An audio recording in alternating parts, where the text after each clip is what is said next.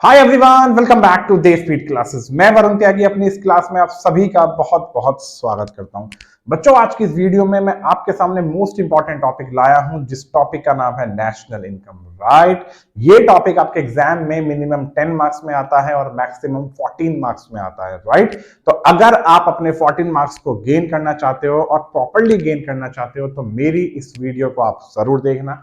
मैंने national income को कुछ पार्ट्स में डिवाइड किया है। ये आपके सामने नेशनल इनकम का फर्स्ट पार्ट है, जिस फर्स्ट पार्ट में हम उन सभी बेसिक कॉन्सेप्ट्स को समझेंगे जिन बेसिक कॉन्सेप्ट्स में से आपके एग्जाम में 3 मार्क्स या 4 मार्क्स में जरूर आएगा। तो इस वीडियो को जरूर देखना, क्योंकि पहले पार्ट से ही आप अपने 3 नंबर या 4 नंबर पक्के कर लोगे। राइट, तो आइए इस वीडियो को स्टार्ट करते हैं। नेशनल इनकम को भी समझने से पहले आप डायरेक्टली नेशनल इनकम का मीनिंग नहीं समझ सकते। तो नेशनल इनकम को अगर आप लोग ब्रीफली समझना चाहते हो तो नेशनल इनकम को समझने से पहले हमें इसके कुछ बेसिक कॉन्सेप्ट की तरफ चलना होगा, जिस बेसिक कॉन्सेप्ट में सबसे पहला नाम आता है क्या? Domestic territory. डोमेस्टिक टेरिटरी का मतलब क्या होता है? डोमेस्टिक का मतलब होता है घरेलू और टेरिटरी का मतलब होता है बाउंड्री। राइट, एक ऐसी बाउंड्री जिस बाउंड्री तक या जिस बाउंड्री में हमारे देश की क्या, इसे पॉलिटिकल बाउंड्री का भी नाम देते हैं, एक ऐसी बाउंड्री जिस बाउंड्री तक हमारे देश की राजनीति एप्लीकेबल है। राइट, मेरे कहने का मतलब क्या है कि हमारी इंडिया की जो भी डोमेस्टिक टेरिटरी है या जो भी लास्ट बाउंड्री है, उस बाउंड्री तक तो देश की राजनीति एप्लीकेबल है ही, लेकिन उसके अलावा भी उस बाउंड्री के बाहर भी कुछ ऐसा एरियाज है जिन एरियाज में भी हमारी पॉलिटिक्स एप्लीकेबल है। राइट, वो एरिया क्या है? वो एरिया है या एक ऐसा एरिया है जिस एरिया में इंडिया के ही रेसिडेंट पर्सन के थ्रू शिप्स या एयरक्राफ्ट्स को ऑपरेट किया जा रहा है। राइट, एक ऐसा एरिया जहां पानी में कोई भी शिप्स ऑपरेट किए जा रहे हैं, या एक ऐसा एरिया जहां कोई एयरक्राफ्ट ऑपरेट किया जा रहा है, लेकिन ये एयरक्राफ्ट इंडिया का होना चाहिए। बाहरी दो देशों में अगर कोई भी इंडिया का प्लेन ऑपरेटेड है तो वो जिन देशों में इंडिया का प्लेन ऑपरेटेड है वो एरिया भी हमारे देश की पॉलिटिकल बाउंड्री का पार्ट माना जाएगा या डोमेस्टिक टेरिटरी का पार्ट माना जाएगा। राइट, जैसे कि आप एग्जांपल के तौर पे समझ सकते हो कि जैसे कि मान लो रशिया और जापान के बीच में कोई भी इंडियन प्लेन ऑपरेट है, तो उन दोनों देशों के बीच में जो भी इंडियन प्लेन ऑपरेटेड है, तो वो जिस एरिया में इंडियन प्लेन ऑपरेटेड है वो एरिया इंडिया की डोमेस्टिक टेरिटरी का पार्ट माना जाएगा। राइट, आगे चलते हैं। Fishing vessels, oils and natural gas rigs और फ्लोटिंग प्लेटफॉर्म्स। राइट, मछलियों के जहाज या कुछ ऐसे ऐसे जहाज जिन जहाजों पे ऐसी ऐसी मशीनरीज फॉर्म की गई हैं, जिन मशीनरीज का काम क्या है? जमीन के नीचे जो तेल के कुएं हैं उन तेल के कुओं से ऑयल निकालना, समुद्र के नीचे जो तेल के कुएं हैं उन तेल के कुओं से ऑयल निकालना। तो ये जिस प्लेस पे सिचुएटेड हैं या जिस प्लेस पे ऑपरेट किए जा रहे हैं वो एरिया भी हमारी इंडिया की ही डोमेस्टिक टेरिटरी का पार्ट माना जाएगा, लेकिन ये काम करने के लिए इंडियन रेसिडेंट पर्सन के पास एक्सक्लूसिव राइट होना चाहिए। ये ऑपरेशन परफॉर्म करने के लिए इंडियन रेसिडेंट पर्सन के पास एक्सक्लूसिव राइट्स होने चाहिए कि उसके पास ये राइट है कि वो इंटरनेशनल वाटर में ये काम कर सकता है। मछलियों के जहाज जहां बहुत लार्ज स्केल में मछलियां कैरी की जाती हैं। राइट, आगे चलते हैं। सी पॉइंट आता है एम्बेसीज, कंसुलेट्स या फिर मिलिट्री स्टैब्लिशमेंट। एम्बेसीज, कंसुलेट्स या फिर मिलिट्री स्टैब्लिशमेंट का मतलब क्या है? एक ऐसी प्रीमाइसेस, एक ऐसे ऑफिसेस, एक ऐसे बिल्डिंग्स जिन बिल्डिंग्स को इंडियन गवर्नमेंट के द्वारा ही फॉरेन कंट्रीज के अंदर फॉर्म किया गया है। उसका पर्पस क्या है कि फॉरेन कंट्रीज के अंदर जो भी इंडियन सिटीजन्स अवेलेबल हैं, जो भी इंडियन सिटीजन्स रहते हैं, उन्हें हेल्प प्रोवाइड करने के लिए, उनकी इमरजेंसी के केस में अगर उन्हें भारतीय सरकार से कोई काम है या फिर इंडिया से कोई काम है या उनके साथ कोई भी इमरजेंसी क्रिएट होती है, तो उस इमरजेंसी में वो एम्बेसीज या फिर कंसुलेट्स, ये दोनों के दोनों एक ऐसी बिल्डिंग्स होती हैं, ऑफिसेस होती हैं, जिन ऑफिसेस में इंडिया के ही गवर्नमेंट एम्प्लॉयज जॉब करते हैं। किन लोगों के लिए?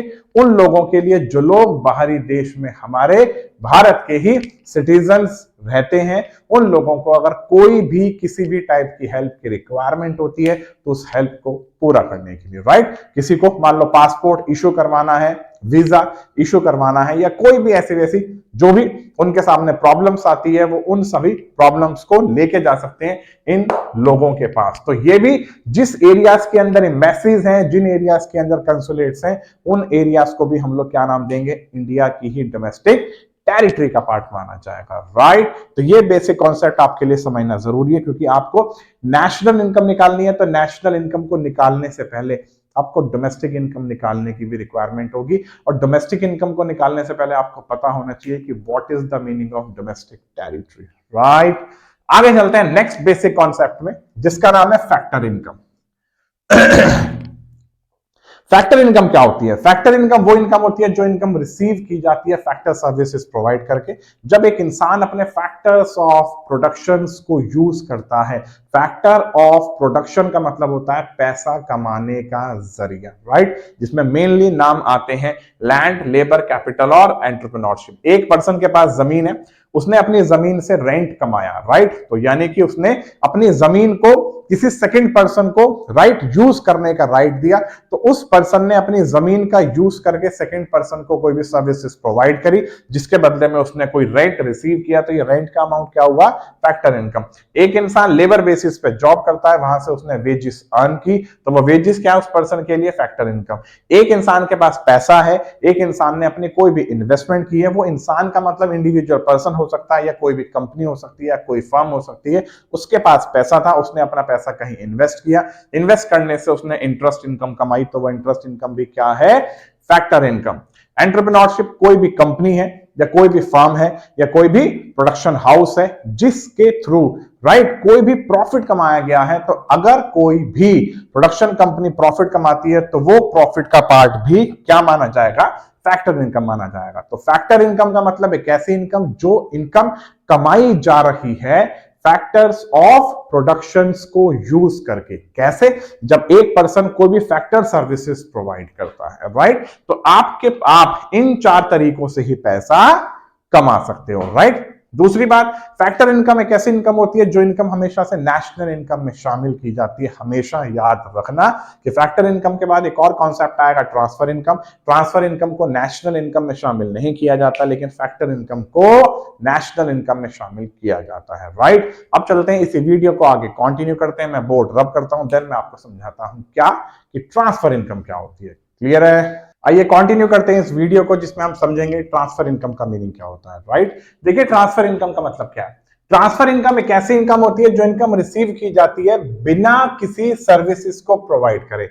एक पर्सन ने एक इनकम कमाई, लेकिन जिस इनकम को कमाया है उस इनकम को कमाने के लिए उसने कोई भी सर्विसेज प्रोवाइड नहीं की, राइट। सर्विसेज को प्रोवाइड करके जो पैसा कमाया जाता है वो तो है फैक्टर इनकम, लेकिन बिना सर्विसेज प्रोवाइड करे भी कुछ इनकम कमाई जा सकती है, राइट। एक ऐसी इनकम जिस इनकम को हमने कमाया है लेकिन हमने कोई भी सर्विसेज को प्रोवाइड नहीं किया, जिसमें से जिसके कुछ एग्जांपल्स होते हैं, जैसे अनएम्प्लॉयमेंट अलाउंस। अलाउंस का मतलब होता है, अलाउंस का मतलब एक वो अमाउंट होता है जो अमाउंट एक एम्प्लॉयर अपने एम्प्लॉय को प्रोवाइड करता है उसके कुछ पर्सनल एक्सपेंसेस को क्या मीट करने के लिए। एक पर्सन किसी कंपनी में जॉब करता है, उस कंपनी में जॉब करने से उसे जो बेसिक सैलरीज मिलती हैं, उसकी बेसिक सैलरीज में कुछ ऐसे अलाउंसेस ऐड किए जाते हैं जो अलाउंसेस उसकी पर्सनल जरूरतों को पूरा करने के लिए होते हैं, जैसे lunch allowance, tiffin allowance, warden allowance, servant allowance, medical allowance. तो यानी कि ये ऐसे अमाउंट प्रोवाइड किए जाते हैं कंपनी के थ्रू अपने एम्प्लॉय को, जिन अमाउंट्स को प्रोवाइड करने के लिए कंपनी उससे काम नहीं ले रही। कंपनी जो उससे काम ले रही है, उस काम को लेने के बदले में कंपनी उसे बेसिक पे प्रोवाइड कर रही है, राइट। तो उस बेसिक पे के अलावा भी उसे और जो फर्दर अमाउंट ट्रांसफर किए जा रहे हैं, वो अमाउंट को देने के लिए कंपनी उससे कोई भी सर्विसेज रिसीव नहीं कर रही, राइट। जैसे पॉकेट मनी, एक पर्सन को पॉकेट मनी मिली, इस पॉकेट मनी को रिसीव करने के लिए इसने कोई भी सर्विसेज प्रोवाइड नहीं की। जैसे पिन मनी, लेडीज के पास पिन मनी होती है लेडीज को जो भी अमाउंट प्रोवाइड किए जाते हैं उनके घर के खर्चे के लिए या फिर घर की जरूरतों के लिए, लेडीज उसमें से अगर कोई भी अमाउंट पर्सनल पर्पस के लिए राइट सेपरेटली निकालती हैं तो उन्हें हम पिन मनी का नाम देते हैं। तो वो उस पिन मनी को भी यूज करने के लिए या फिर उस पिन मनी को भी कमाने के लिए उन्हें कोई भी सर्विसेज प्रोवाइड नहीं करनी पड़ती, राइट। स्कॉलरशिप हो गई, ओल्ड एज पेंशन हो गई, राइट। एक पर्सन को ओल्ड एज पेंशन रिसीव की जा रही है, इस ओल्ड एज पेंशन को रिसीव करने के लिए भी इसे कोई भी सर्विसेज को प्रोवाइड नहीं करना पड़ रहा, इसलिए इस ट्रांसफर इनकम को नाम दिया जाता है यूनिलेटरल कॉन्सेप्ट। ये एक ऐसा कॉन्सेप्ट है, एक ऐसी इनकम है जिस इनकम को आप एक तरफा इनकम का नाम दोगे, इसीलिए ट्रांसफर इनकम को नेशनल इनकम में शामिल नहीं किया जाता, क्योंकि यहां किसी भी टाइप के गुड्स को ना तो प्रोड्यूस किया जा रहा और ना किसी भी तरह की सर्विसेज को प्रोवाइड किया जा रहा, राइट। तो गुड्स का कोई मूवमेंट नहीं है, कोई फ्लो नहीं है, तो बिना गुड्स के फ्लो के भी आप पैसा कमा रहे हो, आप माल बेच नहीं रहे तो भी आपके पास पैसा आ रहा है, तो एक ऐसी इनकम जिसे नाम दिया जाएगा क्या, ट्रांसफर इनकम। और ट्रांसफर इनकम कभी भी नेशनल इनकम में शामिल नहीं की जाती, राइट। आगे चलते हैं, final goods, right. Transfer income के बारे में हमेशा याद रखना कि ट्रांसफर इनकम नेशनल इनकम में शामिल नहीं होती, लेकिन फैक्टर इनकम को नेशनल इनकम में शामिल करते हैं। आगे चलते हैं, फाइनल गुड्स। फाइनल गुड्स क्या होते हैं? फाइनल गुड्स वो गुड्स होते हैं जो गुड्स या तो यूज किए जाते हैं डायरेक्ट या लास्टली कंजप्शन के लिए या इन्वेस्टमेंट के लिए, राइट। एक पर्सन ने कोई भी मशीन को परचेज करा, वो पर्सन कोई अगर हाउस होल्ड है तो हाउस होल्ड के थ्रू अगर कोई भी सिलाई मशीन परचेज की गई है तो वो सिलाई मशीन उसके लिए फाइनल गुड्स है। लेकिन सिमिलरली अगर यही सिलाई मशीन किसी फर्म के थ्रू फर्म के थ्रू परचेज की गई है तो ये सिलाई मशीन भी फाइनल गुड्स ही मानी जाएगी, ये इंटरमीडिएट गुड्स नहीं मानी जाएगी। मतलब क्या है? एक ऐसे गुड्स जो गुड्स अपनी आइडेंटिटी को लॉस्ट नहीं करते। तो गुड्स का फाइनल होना या इंटरमीडिएट होना डिपेंड करता है गुड्स की यूसेज के ऊपर, राइट। कोई भी गुड्स है जिसको हम लोग फाइनली यूज कर रहे हैं या तो अपने कंजप्शन के लिए या हम उसे फॉर्म करने के लिए। एक पर्सन ने मान लो इलेक्ट्रॉनिक आइटम्स का शोरूम खोला, राइट।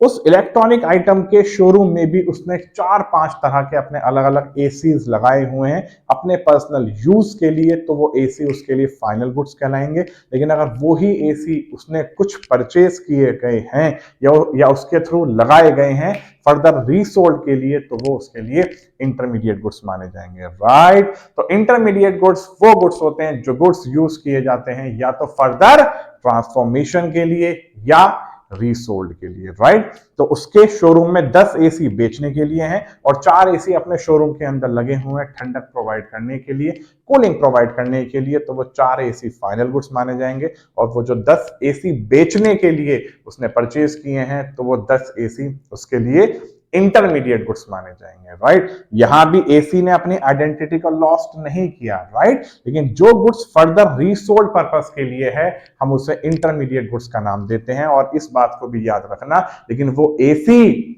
राइट, या वो इंटरमीडिएट गुड्स जो 1 साल तक हमारे पास रखा रह जाए, जिस इंटरमीडिएट गुड्स को हम 1 साल के अंदर अंदर ना बेच पाए, तो वो इंटरमीडिएट गुड्स भी फाइनल गुड्स माना जाता है। यहीं से आपके एग्जाम में 2 मार्क्स का कोई क्वेश्चन आ जाएगा या फिर 3 मार्क्स में या एमसीक्यूज के फॉर्म में आपके सामने क्वेश्चन आ जाएगा कि क्या सभी इंटरमीडिएट गुड्स को इंटरमीडिएट गुड्स का ही नाम दिया जाता है? नहीं, जो इंटरमीडिएट गुड्स 1 साल से ज्यादा के टाइम पीरियड के लिए, राइट, एक बिजनेस के पास रह जाते हैं, उन इंटरमीडिएट गुड्स को नाम दिया जाता है क्या? Final goods, right. तो फाइनल गुड्स का मीनिंग क्या है और इंटरमीडिएट गुड्स का मीनिंग क्या है, डेफिनेटली क्लियर हो गया होगा।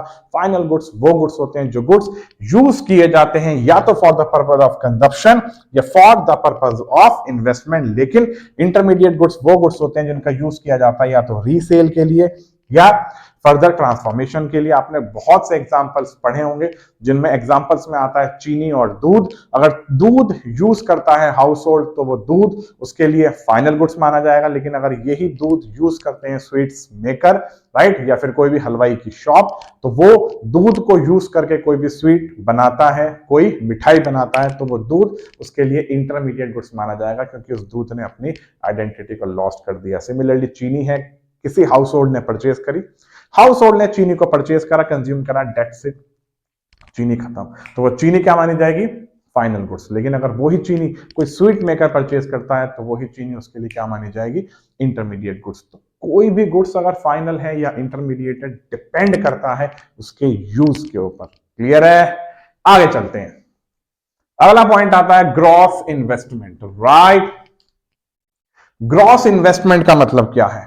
ग्रॉस इन्वेस्टमेंट का मतलब एक ऐसी इन्वेस्टमेंट या एक ऐसा अमाउंट, जो अमाउंट आपने खर्च किया है किसी भी एसेट्स को फॉर्म करने के लिए या फिर किसी भी एसेट्स को परचेज करने के लिए, एक ऐसा अमाउंट जिस अमाउंट को आपने खर्च करके एक बिजनेस ने कोई भी अमाउंट खर्च करके एक एसेट्स को जनरेट किया है, एक एसेट्स को फॉर्म किया है, और एसेट्स को फॉर्म करने के साथ साथ बिजनेस की कैपिटल भी इंक्रीज हुई है। राइट, तो बिजनेस के थ्रू कोई भी अगर अमाउंट इन्वेस्ट किया जा रहा है तो जिस समय वो अमाउंट इन्वेस्ट किया जाता है उस समय उस इन्वेस्टमेंट की जो वैल्यू होती है, हम उस वैल्यू को हमेशा ग्रॉस इन्वेस्टमेंट का नाम देते हैं। राइट, एक बिजनेस ने कोई भी फिक्स एसेट्स परचेज करी, मशीनरी परचेज करी, जिस समय मशीनरी परचेज करी वो मशीनरी 10 लाख रुपीस की थी, वो बिजनेस उस मशीनरी को यूज करके प्रॉफिट कमा रहा है, तो जिस समय उस बिजनेस ने मशीनरी को परचेज करने में 10 लाख रुपए लगाए थे तो वो 10 लाख की वैल्यू को ग्रॉस इन्वेस्टमेंट का नाम दिया जाएगा। लेकिन समय बीता,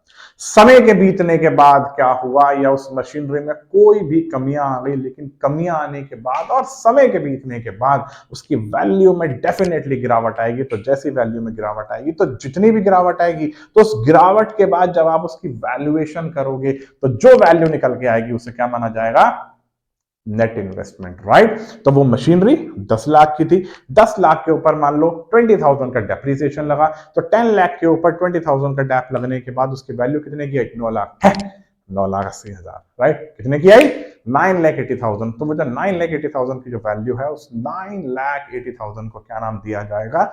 नेट इन्वेस्टमेंट। तो हमेशा याद रखना, ये जो ग्रॉस वर्ड होता है, इस ग्रॉस वर्ड के अंदर डेप्रीसिएशन हमेशा इंक्लूड होता है, इसलिए मैंने ये बात लिखी है। It is the expenditure on the purchase of fix assets, it is the addition to the stock of capital, यानी कि वो पैसा, जो पैसे को हमने खर्च किया किसी भी फिक्स एसेट्स को खरीदने में, ये वो खर्चा होता है जो खर्चा खर्च करने से एक बिजनेस की कैपिटल ऑफ स्टॉक इंक्रीज होता है। राइट, उसके पास बिजनेस की कैपिटल बढ़ती है बिफोर मेकिंग डेप्रिसिएशन। लेकिन ये भी याद रखना, जिस इन्वेस्टमेंट पे अभी तक हमने डेप्रिसिएशन चार्ज नहीं करा, जैसी डेप्रिसिएशन लग जाएगा, डेप्रिसिएशन के लग जाने से उस एसेट्स की वैल्यू में डेफिनेटली गिरावट आती है। तो जितनी भी गिरावट आने के बाद वैल्यू बनती है उसे क्या नाम दिया जाएगा?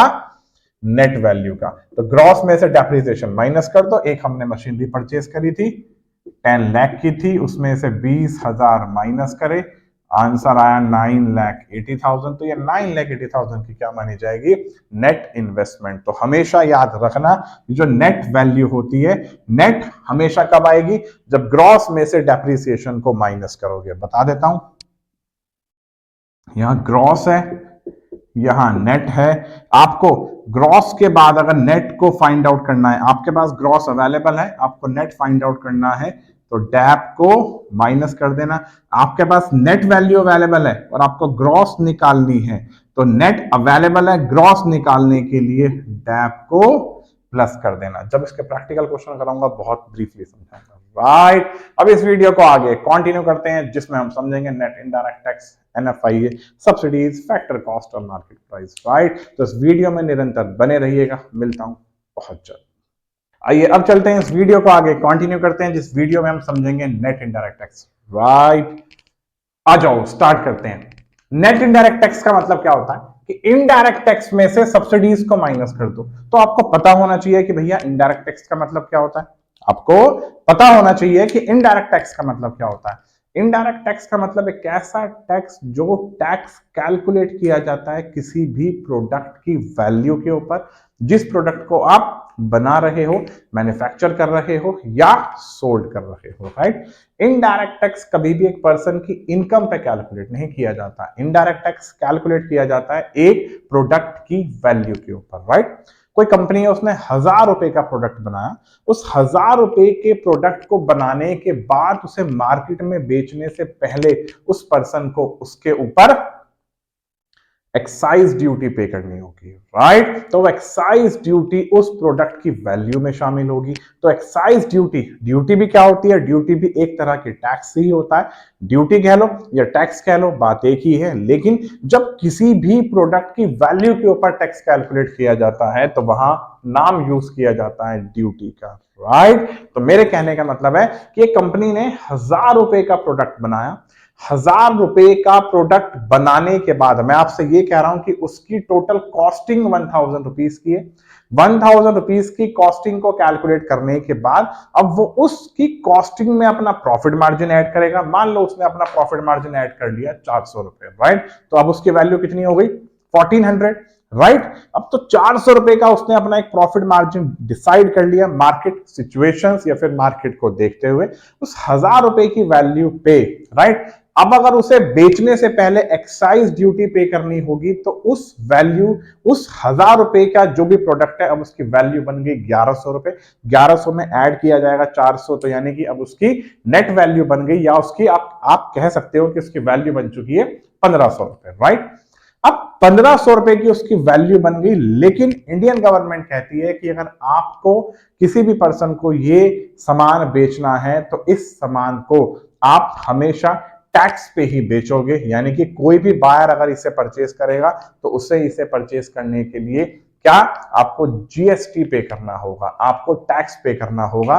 तो उस प्रोडक्ट की वैल्यू के ऊपर जो टैक्स फाइंड आउट किया जाएगा वो इनडायरेक्ट टैक्स कहलाता है। तो एग्जांपल के तौर पे समझा देता हूं, 1000 रुपए था, उस पे 100 रुपए की मान लो एक्साइज ड्यूटी जोड़ दी, 400 का कंपनी ने क्या जोड़ दिया, प्रॉफिट। तो अब उसकी वैल्यू हो चुकी है 1500। इस 1500 में उसका प्रॉफिट भी शामिल है और उसकी एक्साइज ड्यूटी भी शामिल है। तो ये एक्साइज ड्यूटी भी इनडायरेक्ट टैक्स का पार्ट होता है। अब अगर एक पर्सन इस 1500 रुपए के सामान को मार्केट में बेचेगा और इंडियन गवर्नमेंट कहती है कि आपको इस पे 20% का टैक्स कलेक्ट करना है, तो अगर आपको इस पे 20% का टैक्स कलेक्ट करना है तो 20% इस 1500 रुपए के कैलकुलेट नहीं होंगे, जो उसकी वैल्यू है उसके होंगे। तो 1000 का 20% 200, तो अब इसकी वैल्यू कितनी हो गई, 1700। तो ये 1700 क्या मानी जाएगी, मार्केट प्राइस। तो मार्केट में अगर ये बेचना होगा तो ये किस रेट से बेचा जाएगा, 1700 रुपए के रेट से, राइट। लेकिन अगर एक पर्सन ये कहता है गवर्नमेंट से कि आप मुझे इस प्रोडक्ट के ऊपर कुछ आर्थिक सहायता प्रोवाइड कर दो कि ताकि मेरे लिए इस प्रोडक्ट को थोड़ा मार्केट में बेचना आसान हो जाएगा, मैं इसे थोड़े सस्ते दामों में बेच दूंगा, राइट। तो वो पर्सन इंडियन गवर्नमेंट से कुछ आर्थिक सहायता चाहता है, तो इंडियन गवर्नमेंट अपने उस टैक्स के अमाउंट में से ही आर्थिक सहायता प्रोवाइड करेगी। तो ये जो जीएसटी का जो अमाउंट था, अगर इस जीएसटी के अमाउंट में से इंडियन गवर्नमेंट ने 40 रुपए की भी अगर आर्थिक सहायता प्रोवाइड कर दी, राइट, तो ये 1000 का 10% कितना था, 100 रुपए। अब यानी कि उस 1000 रुपए पे ही सरकार ने 4% की क्या कर दी, आर्थिक सहायता प्रोवाइड कर दी, जिसको नाम दिया जाता है सब्सिडी का। तो अब इसकी वैल्यू कैसे फाइंड आउट होगी, 1000 में 60 ऐड करें, प्रॉफिट मार्जिन इतना ही है, ये जीएसटी यानी इनडायरेक्ट टैक्स या आप वैट कह लो, अभी समझाऊंगा ये सब वैट वगैरह क्या है। तो अब इसके रेट कितने हो गए, 1000, 1400, 1600, 1660। अब ये इस प्रोडक्ट को मार्केट में 1660 रुपए से बेच सकता है। तो ये क्या हो गया, मार्केट प्राइस। तो मेरे कहने का मतलब क्या है कि इनडायरेक्ट टैक्स तो वो टैक्स होता है जो टैक्स फाइंड आउट किया जाता है किसी भी प्रोडक्ट की वैल्यू के ऊपर जिस प्रोडक्ट को कंपनी बना रही है या सोल्ड कर रही है, राइट। एग्जांपल्स, जीएसटी कह लो, कस्टम ड्यूटी। जीएसटी का मतलब आप जानती हो, गुड्स एंड सर्विसेज टैक्स। पहले डिफरेंट टाइप के टैक्सेस होते थे, वैल्यू एडेड टैक्स होता था, सेंट्रल सेल्स टैक्स होता था, सर्विस टैक्स होता था, एक्साइज ड्यूटीज होता था। अब इन सभी टैक्सेस को मर्ज करके एक टैक्स बन गया जिसका नाम है जीएसटी। एक्साइज ड्यूटी का मतलब होता है यानी कि कोई भी मैन्युफैक्चरर अगर अपना कोई भी सामान बनाता है तो सामान को बनाने के बाद मार्केट में बेचने से पहले उसे इंडियन गवर्नमेंट को उसके ऊपर टैक्स पे करना होता है और वो टैक्स उस रेट से पे किया जाता है जो रेट उस दिन के अवेलेबल होते हैं। जो दिन कौन सा होता है? At the time of removal of goods, यानी कि आपने जिस समय उस गुड्स को मार्केट में आपको लॉन्च करना है उस डेट को जो एक्साइज ड्यूटीज के रेट्स होंगे उसी रेट से आपको इंडियन गवर्नमेंट को टैक्स पे करना होगा। तो वो क्या है? Excise duty. तो पहले ये सारे के सारे टैक्स अलग अलग टाइप के होते थे। वैल्यू एडेड टैक्स क्या था कि अगर एक person with in one state कोई भी सामान बेचता है, हम लोग दिल्ली के पर्सन है, दिल्ली से ही कोई भी सामान परचेज कर रहे हैं, तो सेलर भी दिल्ली का है, बायर भी दिल्ली का ही है, तो सेलर के थ्रू बायर से जो टैक्स चार्ज किया जाएगा वो वैल्यू एडेड टैक्स होगा। लेकिन सेंट्रल सेल्स टैक्स में क्या था कि जब कोई भी ट्रांजेक्शन दो स्टेट्स के बीच में होती है, सेलर दिल्ली का है, बायर यूपी का है, तो यूपी वाले बायर के थ्रू दिल्ली वाले पर्सन को जो टैक्स पे किया जाएगा वो CST पे किया जाता था। Central sales tax directly Indian government को यानी सेंट्रल गवर्नमेंट को पे होता था, लेकिन value added tax state government को पे होता था। तो ये पहले अलग अलग तरह के टैक्सेस थे। एक होटल है या फिर कोई भी मान लो रेस्टोरेंट है, रेस्टोरेंट ने कोई भी सर्विसेज प्रोवाइड करी, जिस सर्विसेज को प्रोवाइड करने के अगेंस्ट में रेस्टोरेंट ने जो टैक्स चार्ज किया उस टैक्स का नाम था सर्विस टैक्स। तो पहले सर्विस टैक्स अलग चार्ज होता था, वैट अलग चार्ज होता था, CST अलग चार्ज होता था, एक्साइज ड्यूटी अलग चार्ज होता था। अब इन सभी को मर्ज कर दिया गया है। इन सभी को अब तो नहीं, इवन बहुत साल पहले इन सभी को मर्ज कर दिया गया था 2016 में। और 2016 में मर्ज करने के बाद एक टैक्स आया था जिस टैक्स का नाम था GST। तो GST भी आपके लिए इनडायरेक्ट टैक्स ही है, राइट। इसी चीज को मैंने एक और एग्जांपल के साथ समझाया था कि मान लो एक वैल्यू ऑफ प्रोडक्ट है, प्रोडक्ट की वैल्यू 1000 रुपए की है, अब एक पर्सन को के लिए उसकी वैल्यू 1000 की है, तो इसका मतलब क्या है? इस 1000 के अंदर मैंने उसकी कॉस्टिंग भी ली हुई है, इसके प्रॉफिट को भी लिया हुआ है और इसकी एक्साइज ड्यूटी को भी लिया हुआ है, राइट। अब जाके इसकी वैल्यू बन गई 1000 रुपए। अब जब 1000 रुपए की इसकी वैल्यू बन गई तो ये 1000 रुपए की चीज को 10% के टैक्स पे बेचेगा, तो यानी कि ये अपने बायर से 1100 रुपए लेगा। 1100 रुपए लेने के बाद 100 रुपए इंडियन गवर्नमेंट को यानी कि सेंट्रल गवर्नमेंट को पे कर देगा। बल्कि 100 के 100 रुपए भी सेंट्रल गवर्नमेंट को पे नहीं होते, इसमें भी टैक्स की एडजस्टमेंट होती है। मेरी टैक्स वाली वीडियो में आप देख लेना, मैं उस वीडियो को भी अपलोड कर दूंगा। तो यहां पे आ गई इसकी मार्केट प्राइस। अब यानी कि ये प्रोडक्ट 1100 रुपए के रेट से बेचा जाएगा। लेकिन अगर ये पर्सन कहता है इंडियन गवर्नमेंट से कि जी हमें थोड़ी सी आर्थिक सहायता प्रोवाइड कर दो, तो वो आर्थिक सहायता एक्साइज ड्यूटीज में से थोड़ी कम रेट से उस पर्सन से एक्साइज ड्यूटी चार्ज कर ली जाएगी। तो अगर इस 1000 रुपए में से जो मान लो 80 रुपीज की एक्साइज ड्यूटी है, तो 80 रुपीज में से उसने 40 रुपीज माइनस कर दिए, गवर्नमेंट ने उससे 80 क्या नाम है मैन्युफैक्चरर से 80 रुपीज की एक्साइज ड्यूटी चार्ज नहीं की, 40 रुपीज की एक्साइज ड्यूटी चार्ज की है। तो 40 रुपीज की एक्साइज ड्यूटी के चार्ज होने का मतलब क्या है? अब इसकी मार्केट वैल्यू 1060 बन गई। तो पहले ये प्रोडक्ट मार्केट में 1100 के रेट से बेचा जा रहा था, अब 1060 के रेट से बेचा जा रहा है। तो बायर को ऐसा लगता है कि हाँ चलो जी ठीक है, 40 रुपए हमें ये माल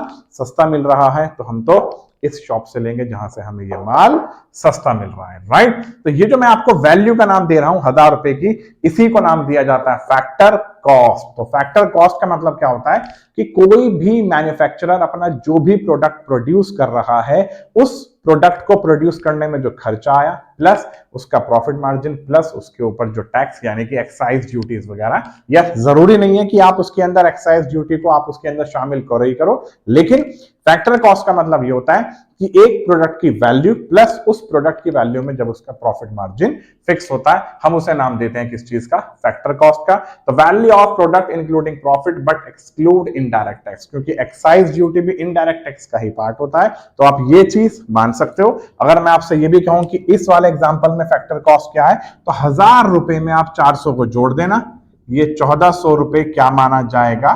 फैक्टर कॉस्ट माना जाएगा। अब अगर इस फैक्टर कॉस्ट में हम इनडायरेक्ट टैक्सेस को जोड़ते हैं, इस 1400 रुपए में अगर हमने एक तो ये 100 रुपए का इनडायरेक्ट टैक्स जोड़ा जिसे हमने एक्साइज ड्यूटी का नाम दिया, प्लस हमने 200 का और इनडायरेक्ट टैक्स जोड़ा, आप इसे नाम दे दो GST का, राइट। आप इसे 100 को तो नाम दो एक्साइज का, इस 200 को आप नाम दे सकते हो वैल्यू एडेड टैक्स का या फिर GST का। तो अब इसकी वैल्यू कितनी बन गई 1700, यहां पे भी इसकी वैल्यू कितनी है 1700। अब अगर गवर्नमेंट से ये पर्सन कोई सब्सिडीज रिसीव करता है तो इस 100 रुपए में से अगर उसने 40 रुपए की सब्सिडी ले ली तो अब उसकी वैल्यू कितनी बनी 1400 प्लस 60 प्लस 200, तो वैल्यू बन गई 1660। तो ये क्या हुई मार्केट प्राइस। तो यानी कि हमेशा से याद रखना कि फैक्टर कॉस्ट में अगर नेट इनडायरेक्ट टैक्स को जोड़ देते हैं, फैक्टर कॉस्ट में अगर एनआईटी को जोड़ देते हैं तो क्या बन जाता है मार्केट प्राइस। इस बात को जरूर जरूर याद रखना। और नेट इनडायरेक्ट टैक्स का मतलब क्या होता है इनडायरेक्ट टैक्स माइनस सब्सिडीज। यहां टोटल इनडायरेक्ट टैक्स कितना था 300, यहां टोटल इनडायरेक्ट टैक्स 300 था, सब्सिडी कितनी थी 40 की, तो अपने आप ही आ गया 260, 260 आ गया। अब इस 260 को 1400 में ऐड कर दो, आ गया 1660। तो ये क्या है 1400 फैक्टर कॉस्ट, ये क्या है इनडायरेक्ट टैक्स, और इसमें फैक्टर कॉस्ट को शामिल करो 1400 की, तो क्या आ गया 1660, क्या आ गई मार्केट प्राइस। तो मार्केट प्राइस में हमेशा से याद रखना कि मार्केट प्राइस में हमेशा से इनडायरेक्ट टैक्स शामिल होता है, राइट। तो फैक्टर कॉस्ट के अंदर कभी भी इनडायरेक्ट टैक्स शामिल नहीं होता। फैक्टर कॉस्ट में हम नेट इनडायरेक्ट टैक्स को जोड़ते हैं तब जाके मार्केट प्राइस बनता है। तो मार्केट प्राइस को कैलकुलेट करना हो तो फैक्टर कॉस्ट में नेट इनडायरेक्ट टैक्स को ऐड कर देना, और अगर फैक्टर कॉस्ट को फाइंड आउट करना हो तो मार्केट प्राइस में से नेट इनडायरेक्ट टैक्स को माइनस कर देना, फैक्टर कॉस्ट आ जाएगा, राइट। अब इस वीडियो के लास्ट पार्ट में हम चलते हैं जिसमें हम लोग समझेंगे what is the meaning of net factor income from abroad. आइए अब चलते हैं इस वीडियो के लास्ट टॉपिक पे, जिस लास्ट टॉपिक का नाम है net factor income from abroad, right. मैंने क्या बोला net factor income from abroad, right. मैंने नेट वर्ड का यूज कर दिया। तो नेट का मतलब क्या है दो तरह की इनकम का डिफरेंस। पहली क्या है factor income to abroad, second क्या है फर्स्ट क्या है factor income from abroad, second क्या है factor income to abroad. Factor income from abroad का मतलब क्या है कि इंडियन रेसिडेंट पर्सन को बाहरी देश से कोई पैसे की कमाई हुई है। फैक्टर इनकम टू अब्रॉड का मतलब क्या है कि इंडियन रेसिडेंट पर्सन ने बाहरी देश वालों को कोई पैसा कमवाया है, यानी कि इंडियन रेसिडेंट पर्सन ने बाहरी देश से कोई सर्विसेज रिसीव की है, सर्विसेज रिसीव करने के बदले में उन लोगों को पैसा पे किया है, तो इसमें कमाई दूसरे देश की हुई तो हमारा खर्चा है। इसलिए मैंने लिखा है कि फैक्टर इनकम टू अब्रॉड, जिसे फीटा कहा जाता है शॉर्ट फॉर्म में, कि इंडियन रेसिडेंट पर्सन का खर्चा, that means factor payment to abroad. जब इंडियन रेसिडेंट पर्सन बाहरी देश वालों के ऊपर कोई पैसा खर्च करता है उनसे सर्विसेज लेने के अगेंस्ट में, राइट। तो ये जो दो तरह की इनकम है, पहली इनकम इंडिया की, दूसरी इनकम दूसरे देश की। ये इनकम भारत की है, ये इनकम किसी दूसरे देश की है। तो इन दोनों इनकम के बीच का जो भी डिफरेंस होता है उसे नाम दिया जाता है क्या NFIA। NFI equals to FIFA minus FITA. FIFA का मतलब क्या है वो इनकम जो इनकम रिसीव हो रही है बाहरी देश से, right. From rest of the world का मतलब क्या है रेस्ट ऑफ द वर्ल्ड का मतलब क्या है कि हमारे देश को छोड़कर हमने बाहरी देश से जो पैसा कमाया है वो कमाई हमारी क्या मानी जाएगी फैक्टर इनकम फ्रॉम अब्रॉड। हमने बाहरी देश से हमारी कोई भी प्रॉपर्टी वहां पे सिचुएट है, वहां से हमने कोई भी रेंटल इनकम कमाई है, वेजिस, हमने बाहरी देश से कोई भी वेजिस कमाई है।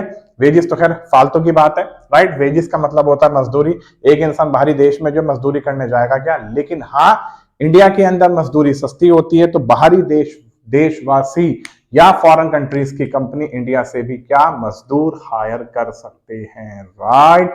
यहां इंडिया से भी लेबर हायर कर सकते हैं। तो अगेन उन देशों से जो हम पैसा कमा रहे हैं वो हमारे इंडिया के लिए फैक्टर इनकम फ्रॉम अब्रॉड मानी जाएगी। एक पर्सन फॉरेन कंट्री में जॉब करता है, एम्प्लॉयमेंट पर्पस के लिए गया हुआ है, वहां से कोई भी सर्विसेज या सैलरी रिसीव करता है, सर्विसेज तो नहीं, उन्हें सर्विसेज प्रोवाइड करके सैलरी रिसीव करता है। ये सैलरी भी फैक्टर इनकम फ्रॉम अब्रॉड का पार्ट होगा। एक पर्सन ने बाहरी देश में इन्वेस्टमेंट कर रखी है, बेशक शेयर्स में की हुई हो या फिर किसी फिक्स एसेट्स में की हुई हो या फिर किसी डिबेंचर्स के अंदर की हुई हो, इंटरेस्ट का तो रोल खैर शेयर्स के अंदर होता ही नहीं, क्योंकि शेयर से तो हम लोग कमाते हैं डिविडेंड। तो अगर शेयर्स में कोई पैसा इन्वेस्ट कर रखा होगा तो वहां से क्या कमाई, डिविडेंड इनकम। वहां से किसी दूसरी कंपनी के अंदर अगर या किसी दूसरे देश के अंदर कोई भी इन्वेस्टमेंट की हुई है, वहां से कोई इंटरेस्ट इनकम कमाई, या फिर वहां दूसरी कंट्री के हमने डिबेंचर्स परचेस किए हुए हैं या कोई बॉन्ड्स परचेस किए हुए हैं, उन बॉन्ड्स या फिर उन डिबेंचर से कोई इनकम कमाई, इंटरेस्ट इनकम, तो वो भी हमारे देश के लिए फैक्टर इनकम फ्रॉम अब्रॉड मानी जाएगी, राइट। तो यानी फीटा का मतलब आप लोग समझ चुके हो, फीफा का मतलब समझ चुके हो। तो FIFA minus FITA is known as NFIA. और मैंने इस वीडियो के स्टार्टिंग में समझाया था कि अगर आपको नेशनल इनकम को समझना है तो नेशनल इनकम को समझने के लिए कुछ बेसिक बातों को समझना बहुत जरूरी है। तो ये बेसिक बातें सारी की सारी इंपॉर्टेंट थी। इन बेसिक बातों के थ्रू आप समझ गए कि आपको अगर नेशनल इनकम को फाइंड आउट करना होगा तो पहले अपने भारत की इनकम को निकालो, अपने भारत की घरेलू इनकम निकालो। जो भारत हमारा जिस बाउंड्री तक फैला हुआ है उस बाउंड्री तक की इनकम निकालो, प्लस कुछ कुछ ऐसे ऐसे कॉन्सेप्ट्स थे जो concepts out of the India में भी एप्लीकेबल हैं। अगर एक इंडिया का पर्सन कोई भी शिप या फिर कोई भी एयरक्राफ्ट ऑपरेट करता है इंडिया से बाहर, तो वो जिस एरिया में ऑपरेट कर रहा है वहां से भी जो पैसा कमाया जा रहा है वो भी हमारे इंडिया की डोमेस्टिक इनकम का पार्ट होगा, राइट। एम्बेसीज थी, कंसुलेट्स थे, मिलिट्री एस्टैब्लिशमेंट्स थे, अगर वहां से भी कोई पैसा कमाया जा रहा है तो वो भी डोमेस्टिक इनकम का पार्ट होगा। तो उस डोमेस्टिक इनकम में उस इनकम को जोड़ दो, जो इनकम कौन सी है, net factor income from abroad. तो डोमेस्टिक इनकम में एनएफआईए को जोड़ा, क्या निकल के आया, नेशनल इनकम। एग्जांपल के तौर पे समझाता हूं, मान लो डोमेस्टिक इनकम हमारी 1 लाख रुपए है, फीफा हमारी 60,000 है, फीटा हमारी 40,000 है, राइट। यानी बाहरी देश से हमने 60,000 रुपए कमाए और बाहरी देश वासियों को हमने 40,000 कमवाए, तो हमारा खर्चा 40 का हो गया। तो इन दोनों का डिफरेंस 20,000 क्या हो गया, एनएफआईए। इस एनएफआईए के अंदर हमारे इंडिया की डोमेस्टिक इनकम को आप जोड़ दो, तो 1 लाख में 20,000 जोड़े, 1,20,000 क्या मानी जाएगी, नेशनल इनकम, राइट, जिसको डिनोट किया जाता है एनएनपीएफसी से। अब ये एनएनपीएफसी क्या आया, डोमेस्टिक इनकम, इसको डिनोट किया जाता है क्या, एनडीपीएफसी। तो आप देख सकते हो यहां पे अंतर किस चीज का है, सिर्फ डोमेस्टिक का, और यहां अंतर आया नेशनल का। तो अगर आप हमेशा याद रखना, अगर तो खैर क्या, आप हमेशा याद रखना कि अगर आपको नेशनल फाइंड आउट करना है, राइट, अगर आपको नेशनल को फाइंड आउट करना है तो नेशनल को फाइंड आउट करने के लिए डोमेस्टिक में हमेशा एनएफआईए जोड़ा जाएगा। और अगर आपको डोमेस्टिक को फाइंड आउट करना है तो डोमेस्टिक को फाइंड आउट करने के लिए नेशनल में से एनएफआईए हटा देना, राइट। तो डोमेस्टिक में एनएफआईए जोड़ोगे तो नेशनल आएगा, और अगर सिर्फ डोमेस्टिक फाइंड आउट करना है तो सीधी सी बात है नेशनल आपके पास है। तो नेशनल का मतलब ये है कि आपके पास जो इनकम शामिल है वो उस इनकम के अंदर बाहरी देश से जो आपने पैसा कमाया वो भी इनकम शामिल है। तो उस इनकम को हटा दो, तो बाहरी देश के थ्रू जो हमने पैसा कमाया उस इनकम को हटाने के बाद जो इनकम बचती है वो सिर्फ हमारे भारत की ही इनकम बचती है, इंक्लूडिंग उस एरिया से इनकम जो एरिया डोमेस्टिक टेरिटरी का पार्ट है। तो उस इनकम को क्या नाम दिया जाता है, डोमेस्टिक, राइट। तो आपको नेशनल और डोमेस्टिक इन दोनों का भी कंसेप्ट क्लियर हो गया होगा। अगर आप नेशनल निकाल रहे होगे तो हमेशा याद रखना इस नेशनल के अंदर एनएफआईए इंक्लूड होता है। तो नेशनल का मतलब क्या है, इन दोनों का समेशन। तो इस नेशनल में डोमेस्टिक भी शामिल होगा, एनएफआईए भी शामिल होगा। नेशनल में से एनएफआईए हटा दिया तो क्या निकला, डोमेस्टिक। तो डोमेस्टिक को निकालने के लिए नेशनल में से एनएफआईए माइनस करा नहीं करा, राइट। तो इस वीडियो के थ्रू आपको सारा का सारा बेसिक डेफिनेटली क्लियर हुआ होगा।